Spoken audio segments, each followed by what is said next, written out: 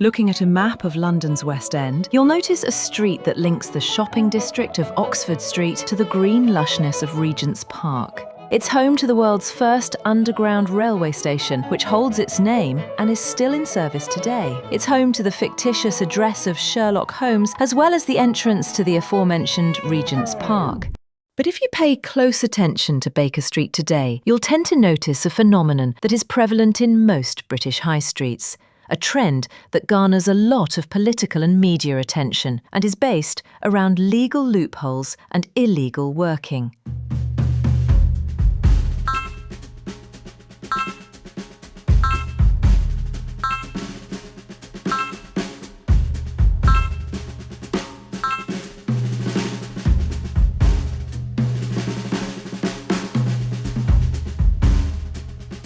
And yes, we're referring to food delivery companies with their tens of thousands of drivers which have invaded the streets of Britain. Companies which have been attacked in the press and in Parliament for hiring illegal workers. But how do they manage to blatantly continue to do so and escape any legal consequences? In the UK, unknowingly employing a person without the right to work can land you a fine of up to £60,000. And if you employ someone knowing they don't have the right to work, the fine becomes unlimited and you can even face a jail sentence.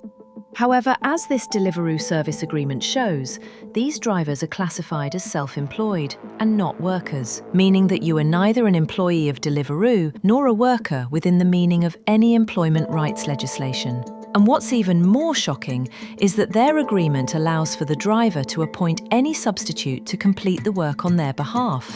So you end up with this broken system where a self-employed driver signs a contract with a food delivery company, then goes on Facebook and finds himself a substitute.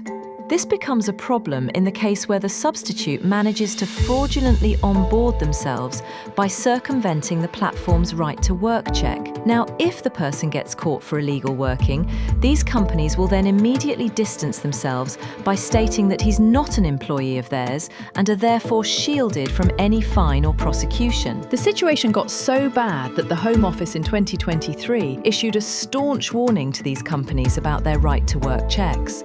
The letter goes on to state that 381 food delivery drivers in the year of 2023 alone were found to be working illegally. Taking these arrests and multiplying them by the £60,000 fine figure would give a maximum penalty of 22 million. But unfortunately, due to the broken self-employment and substitution system, these companies will get away with paying absolutely nothing. 2 years after this letter, the government raised the issue again in their January 2025 Business and Trade Committee meeting. So there have been reports that Deliveroo riders are subcontracting their accounts to workers who don't have the right to work in the UK. Do you have any concerns that substitutions are being used to exploit vulnerable workers? Thank you for having me. I think on the point around substitution being used to allow people without the right to work in the UK, that is an issue that I think has been flagged to us, both as a company and as an industry. You may have seen that we met with the Home Office, I think almost a year ago now, to discuss the issue where immigration enforcement officers talked to us about the issue they started to find within the sector, potentially of substitution being used to allow people without the right to work onto platforms. We committed last year to introduce measures to essentially prevent people without the right to work being able to access the platform. Unfortunately, 4 to 5 months after the committee meeting, and things haven't changed. The Home Office is still arresting drivers for exploiting the substitution mechanism to work illegally.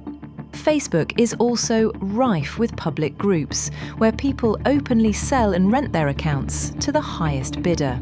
It's currently business as usual, with users desperately seeking to rent accounts from £75 to £100 per week, demonstrating that the tech developed by these companies to combat this sort of abuse still isn't working. But beyond the right to work checks and the legal loopholes is also the question of public safety. The current framework means that these companies are sometimes unable to verify the true identity of those completing deliveries and would therefore struggle to discipline them or report them to the authorities, thereby opening the floodgates to issues around antisocial behaviour on the streets, sexual harassment and sexual assault. For example, a woman would book a delivery with the app showing a female driver, but a male knocks on the door. Finally, there's also the question of traffic violations, with drivers using the pavement or utilising illegally modified e-bikes to go faster. So is it all doom and gloom, or is there any solution out there?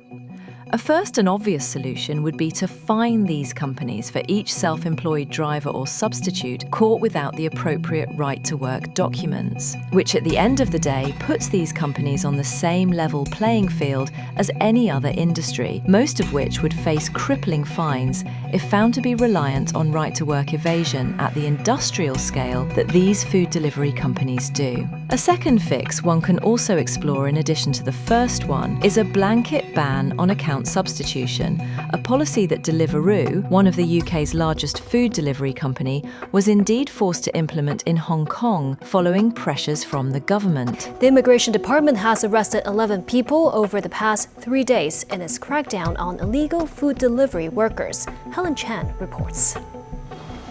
Since the epidemic, many residents have been ordering food through delivery platforms. Some illegal workers have taken the opportunity to benefit from this.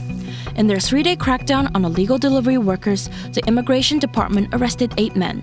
And just like that, Deliveroo folded to pressure in Hong Kong, which goes to show that this system can be remedied with enough political will, simple fixes, and some creativity.